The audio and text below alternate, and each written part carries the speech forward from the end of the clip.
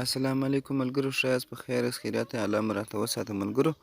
د نن په دغه ویډیو کې به زه تاسو سره وښیم تاسو څنګه کولی شئ ستاسو پلی سټور کوم اپلیکیشن تاسو را ډاونلوډوئ هغه نه را ډاونلوډېږي. نو زه به نن تاسو ته طریقه در وښیم. نو ملګرو د ټول مخکې نه یو هیله لرم که تاسو زموږ چینل نه وي سبسکرایب کړی نو زموږ چینل سبسکرایب کړئ او خوا کې د ګینټۍ نښان وي بیا په هل کلیک کړئ زموږ هر نوې ویډیو تر تاسو پورې اول در ورسیږي. نو ملګرو زه د ویډیو په طرف ویډیو شروع کوو. ملګرو د هغه اپلیکیشن لینک به زه تاسو ته د ویډیو په ډسکریفشن کې درکړم. تاسو دا نوی پلی سټور د هغه ځای په ډېرې اسانۍ سره ډاونلوډولی شئ. نو ملګرو تاسو به راسئ دغه کروم براوزر ته. ستاسو موبایل کې چې هر براوزر وي زه راځم دغه براوزر خلاصوم، پر دغه ځای باندې کلیک کوم، دلته علیکم پلی سټور. نو دغه دی ملګرو دلته لیکلی دی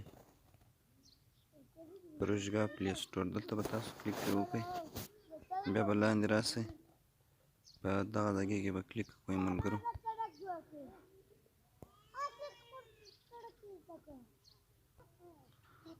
بخښنه غواړم ملګرو، په دغه ځای کې به تاسو کلیک وکړئ.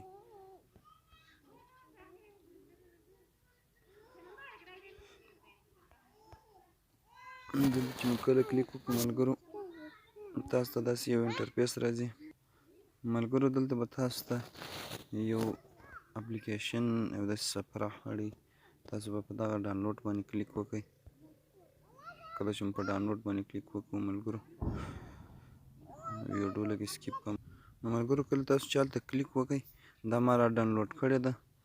نو هلته چې تاسو پر هغه لوړ ځای کې دلته په دا ډاونلوډ باندې تاسو کلیک وکړئ دلته، نو تاسو خپله داسې لاندې راوړي، لاندې به راځي خپله به راځي داسې پای ته. دلته بل ډاونلوډ لیکلی دی، دا دی په ډاونلوډ به تاسو کلیک وکړئ. چې کلیک مې وکړو نو ملګرو تاسو به راسئ پلی سټور ته. پلی سټور ته چې کله رالاست چې هغه مو را ډاونلوډ کړئ دلته به تاسو یو اپلیکیشن را ډاونلوډ کړئ. مثال په طور زه دغه اپلیکیشن را ډاونلوډوم چې دا زما موبایل کې دا ډاونلوډېږي او که نه ډاونلوډېږي.